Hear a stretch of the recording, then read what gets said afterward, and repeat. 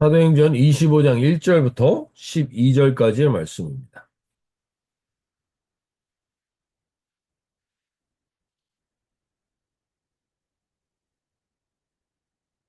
제가 새 번역 성경으로 읽어드릴 때 오늘도 하나님 살아계신 말씀을 우리에게 주시옵소서 고백하며 나가겠습니다.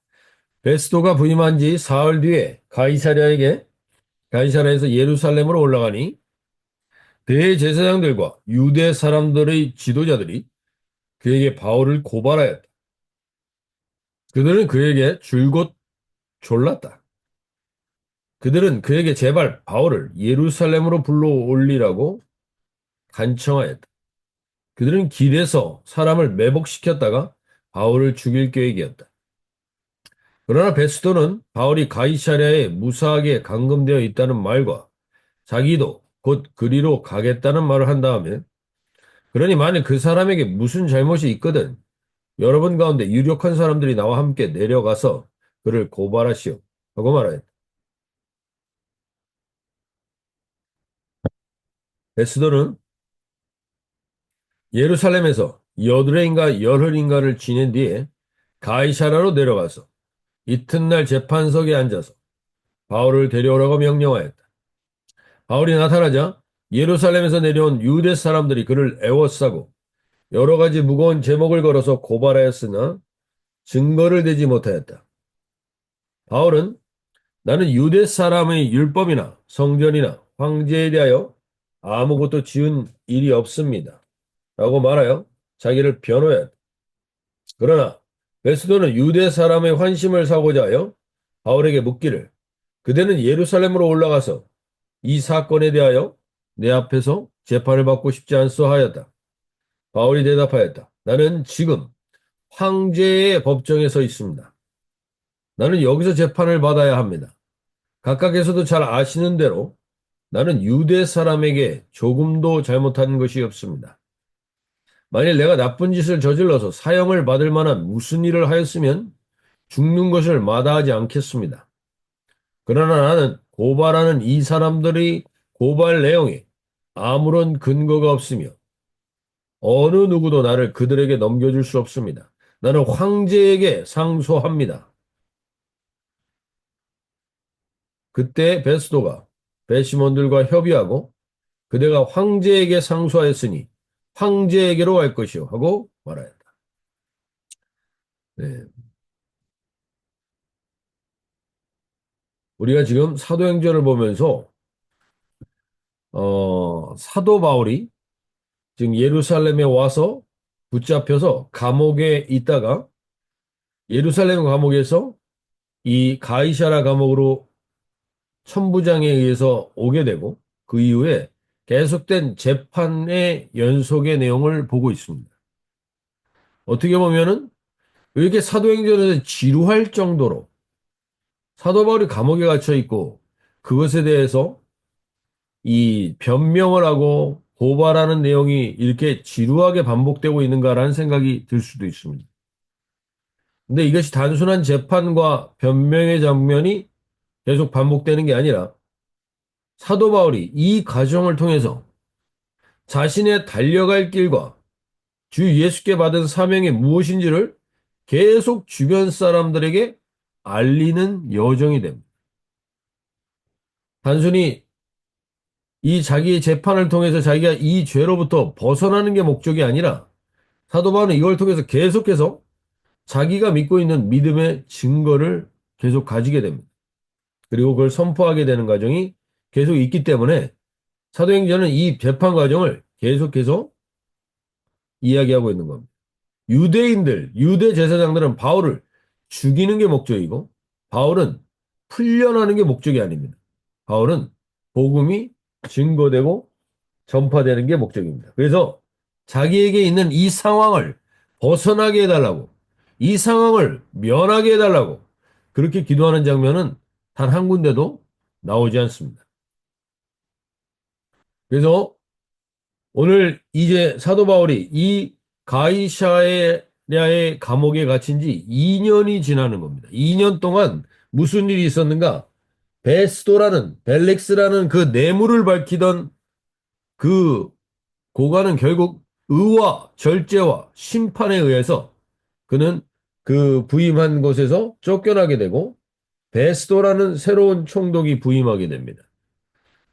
베스도의 총독이 지금 부임하고 나서 25장 1절을 보시면 베스도가 부임한 지 3일 후에 가이사라에서 예루살렘으로 올라가니 가이사라가 그 총독의 본부가 있는 곳이고 이 이스라엘을 다스리려면 예루살렘을 당연히 봐야 하는 것이 맞는데 그가 지금 대체적으로 지금 로마 수도에서 여기 가이사랴까지는 대략 배를 타고 한 열흘 이상 걸린다고 합니다. 열흘 이상의 거리를 와서 지금 사실 여러 가지 노정이 이 여독이 있을 텐데 그는 지금 3일 만에 바로 가이사라 빌립보에서 가이사라에서 지금 예루살렘으로 또 가게 됩니다. 즉 3일 만이라는 건 3일 동안 걸렸다는 게 아니라 그가 온지 열흘이나 왔는데 그것에도 불구하고 그들이 그 하루만 쉬고 3일 만에 거기에 부임했다 예루살렘에 도착했다는 건 하루 정도 쉬고 갔다는 겁니다. 즉 60마일 정도가 떨어져 있는 예루살렘까지 또 움직였다는 것으로 봐서 그는 벨릭스 총독과는 달리 상당히 성실한 사람이었던 것 같습니다. 성실하게 그 일을 하기 위해서 그 예루살렘으로 자기가 짐을 푼 지 얼마 되지 않아 바로 갔다는 것이죠. 그곳에서 유대인들의 높은 사람들을 만나게 됩니다.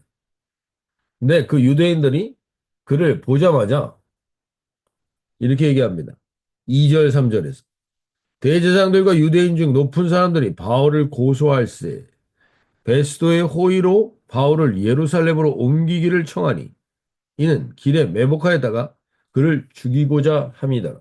아까 세번역 성경에서 이렇게 표현했던 게 기억이 나실 겁니다. 2장 25장 3절을 보시면 2절에 대제사장들과 유대 사람의 지도자들이 그에게 바울을 고발하였다. 그들은 그에게 줄곧 졸랐다. 이 표현을 하고 있습니다. 세번역 성경에서는. 그러니까 계속해서 지금 사도 바울을 예루살렘으로 옮겨달라고 얘기합니다. 이유는 3절에서 베스도의 호의로 바울을 예루살렘으로 옮기기를 청하니 이는 길에 매복하였다가 그를 죽이고자 합니다.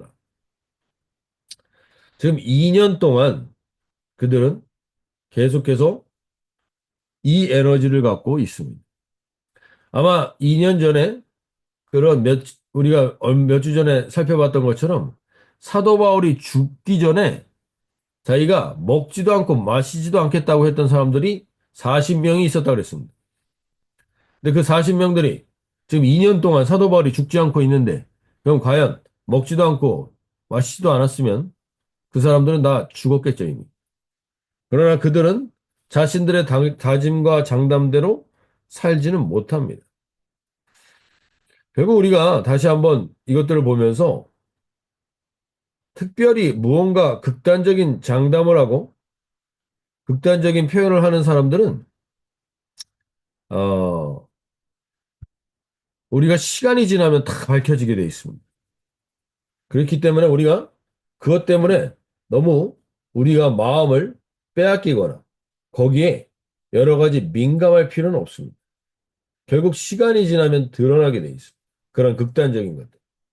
그런데 오늘 대제사장들과 장로들이 2년 동안 그들이 여전히 사도 바울을 죽이고자 하는데 마치 무슨 깡패나 조직 폭력배처럼 매복하였다가 그를 죽이고자 하는 일에 대제사장과 종교 지도자들이 계속 함께하고 있다는 겁니다. 근데 대제사장들과 이 대제사장들이라고 표현되어 있는 이 사람들이 종교 지도자들이 가장 많이 했던 게 뭐겠습니까? 이들이 가장 많이 했던 게 뭘까요? 그 대제사장이라는 역할로 그 사람들이 가장 많이 했던 것은 바로 예배입니다. 그들은 최소한 1년에 한 번 이상, 일주일에 한 번 이상, 일주일에 한 번 이상의 예배를 인도하고 그 예배를 이끌어갔던 사람들이 최소한 2번 정도를 했을 것이기 때문에 일주일에 100번 이상에서 200번 이상의 제사를 드린 겁니다. 예배를 드린 겁니다. 2년 동안 그들이 그렇게 예배를 드리고 나서 그들의 결과는 뭡니까? 여전히 바울을 향한 복수요. 여전히 사람을 죽이고자 하는 마음으로 가득 차 있습니다. 수많은 제사를 집행하고 백성들을 인도하여 영적 지도자로 나아갔음에도 불구하고 그들의 마음의 복수와 악함은 전혀 변화가 없습니다. 그들의 마음과 삶은 전혀 변화되지 않았습니다. 그러니까 아무리 제사 예배를 드렸어도 성전에서 드린 그 수많은 예배가 그들을 변화시키지 못했다는 것입니다. 그냥 무의미한 종교적 형식에 불과했습니다. 2년 전에 미워하고 질투하고 시기하던 사람을 지금까지도 미워하고 시기하고 질투하고 있다. 이것은 그들의 예배가 무의미했음을 의미하는 겁니다. 우리도 마찬가지입니다. 오늘 이 아침에, 이 새벽에, 우리가 드리는 새벽 기도, 우리가 하는 예배, 이걸 통해서 과연 우리가 무엇이 변화돼야 되는 걸까? 내가 새벽 기도와 예배를 드리는데 도대체 무엇이 변화되고 있는 겁니까? 하나님에게 정말 바뀌지 않고 여전히 복수심 있고 여전히 누군가를 미워하고 여전히 누군가를 내가 용서할 수 없다면 우리가 드리는 예배나 이 기도가 무슨 의미가 있는 거겠습니까? 우리가 다시 한번 오늘 이 아침에 기도하며 우리가 이 새벽에 일어나 이 시간을 드리는데 이 시간이 의미 있게 되길 원하고 가치 있게 되길 원하고 절대로 땅에 떨어지지 않기를 원하는데 그렇다면 이 예배 가운데 이 시간에 우리가 무슨 일이 일어나야 되는 것입니까? 우리가 예배를 찬양을 듣고 그리고 설교를 듣고 그러면서 예배를 본다라는 표현을 많이 하는데 예배는 보는 게 아니라 예배를 보는 분은 하나님 한 분입니다. 예배를 받으시고 보는 분은 하나님 한 분이고 우리는 예배를 드려야 되는 거죠. 예배를 드린다라는 표현이 맞는데 이 드린다라는 표현은 어디서 오는 거냐? 우리가 구약의 제물들을 드리는 것에서 시작되는 겁니다. 즉 예배는 가장 중요한 게 예배에 있어서 가장 중요한 것이 저도 그렇고 여러분들도 그렇고 다시 한번 우리가 돌아보길 원하는 건 예배는 내가 원하는 일이 이루어지는 게 아니라 내가 죽는 시간이 되는 겁니다. 내가 제물이 되어 드리는 겁니다. 예배 때 내가 죽고 내 복수심, 내 원한, 내 용서하지 못하는 마음 그 모든 것들이 죽는 시간이 예배해야 되는 거죠. 그리고 예수 그리스도 안에서 그리스도와 함께 다시 사는 것이 있어요. 하나님이 주신 은혜의 말씀을 붙들고 그 한 말씀을 붙들고 내가 이번 주간 이렇게 정말 살아보겠습니다. 내가 아니라 주의 영으로 살겠습니다. 라는 것이 이루어져야 되는. 우리가 그리고 가장 중요한 것 하나님이 가장 중요하게 여기신 게 뭡니까? 하나님을 마음과 뜻과 정성과 목숨을 걸고 사랑하고 내 이웃을 내 몸과 같이 사랑하는 일이 예배를 드리고 나서 이루어져야 되는 겁니다. 근데 이들은 200번 이상의 예배를 드렸지만 이웃을 사랑하기는커녕 여전히 복수심으로 그 한 사람을 죽이기 위해 마음을 쏟고 있는 것입니다. 오늘 우리가 이 아침에 다시 한번 우리가 드리는 이 새벽 기도와 우리가 드리는 이 아침의 예배와 그리고 우리가 매주마다 드리는 예배가 과연 나를 죽이고 하나님의 뜻이 내 안에서 다시 살아나게 되는 예배가 되는지를 돌아보며 오늘 이 아침에 주님, 내가 예배를 드려도 여전히 사람을 미워하고 용서하지 못하고 그리고 어떠한 부분에 매여 있고 이러한 것들이 있다면 그 매여 있는 것으로부터 확실히 풀어지는 오늘 이 예배가 될 수 있도록 이 기도가 될 수 있도록 주여 주의 말씀이 내 안에 역사해 주시오. 오늘 사도 바울은 반면에 2년 동안 이들은 어떻게 해서든지 사도 바울을 죽이려는 것을 바뀌지 않는데 바울은 그들과 변명하고 10절에서 바울이 이렇게 얘기합니다. 바울이 이르되 내가 가이사의 재판 앞에 섰으니 마땅히 거기서 신문을 받을 것이라. 당신도 잘 아시는 바와 같이 내가 유대인들에게 불의를 행한 일이 없나이다. 사도 바울은 자기가 불의를 행한 일이 없다고 이야기합니다. 그리고 나서 불의를 행한 일이 없으니 나를 풀어달라고 이야기하지 않고 그는 기도하면서 깨달았던 것 같습니다. 바울이 주님의 인도하심을 느꼈던 것 같습니다. 로마로 가야 하는데 어떻게 가야 되는가? 내가 풀려나서 좀 자유롭게 가고 싶은가? 아니면 로마 시민에게니까 로마 황제에게 내가 상소를 하면 로마로 가게 되는가를 그는 예배하며 2년 동안 이 감옥에서 자기 홀로 된 예배를 드리면서 그는 하나님의 뜻을 자기에게 관철시키는 이곳에서 풀려나는 게 목적이 아니라 하나님의 뜻이 나를 통해 이루어지는 것을 놓고 기도할 때 그는 황제에게 상소하면 황제에게 가게 될 거라는 마음을 얻게 됩니다. 그래서 11절에서 만일 내가 불의를 행하여 무슨 죽을 죄를 지었으면 죽기를 사양하지 아니할 것이다. 죽음을 두려워하지 않는다는 겁니다. 진정한 하나님과의 온전한 동행의 예배를 드린 자는 죽음을 두려워하지 않습니다. 그리고 만일 사람들이 나를 고발하는 것이 사실이 아니면 아무도 나를 그들에게 내줄 수 없나이다. 내가 가이사에게 상소하노라.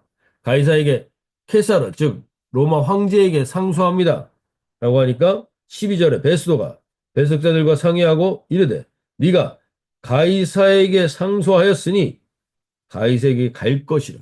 즉 가이사가 있는 로마 황제가 있는 로마로 갈 것이라고 이야기를 해줍니다.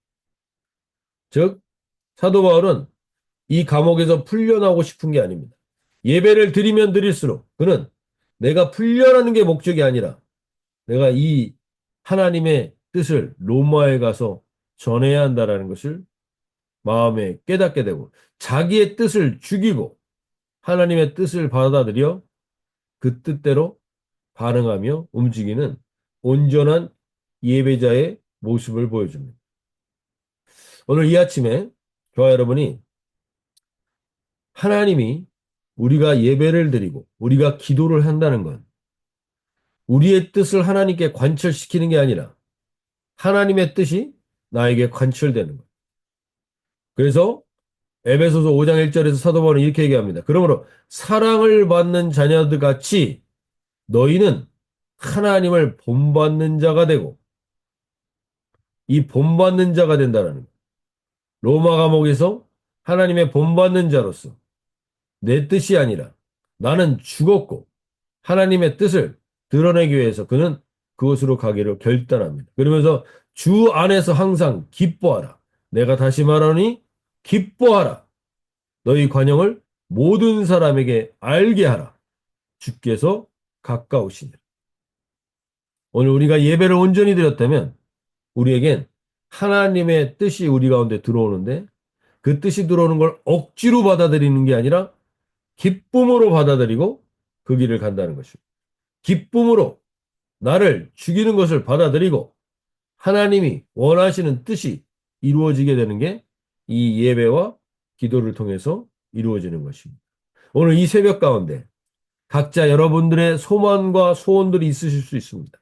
그러나 그것이 우리의 기도의 목적이 아니라 하나님 결국 우리의 기도를 통하여 하나님은 하나님의 자녀같이 그러므로 사랑받는 자녀같이 너희는 하나님을 본받는 자가 되고 하나님을 본받는 주의 마음이 우리 가운데 부어지는 참된 예배가 회복될 수 있도록 특별히 우리 교회의 예배 가운데도 이 역사가 일어날 수 있도록 특별히 이 새벽 기도마다 하나님 그 일이 일어날 때 주 안에서 항상 기뻐하라는 이 기쁨이 오늘 우리를 내가 내 뜻을 내려놓을 때 슬픈 게 아니라 기쁨인 것을 하나님 확인하는 오늘 이 시간 되게 해주셔서 혹 내가 오늘 사람에게 매여 있거나 사람을 미워하거나 사람을 하나님 계속해서 복수하는 그런 에너지가 우리 안에서 사라지게 해주시고 주님을 향한 온전한 사랑의 에너지와 기쁨의 에너지가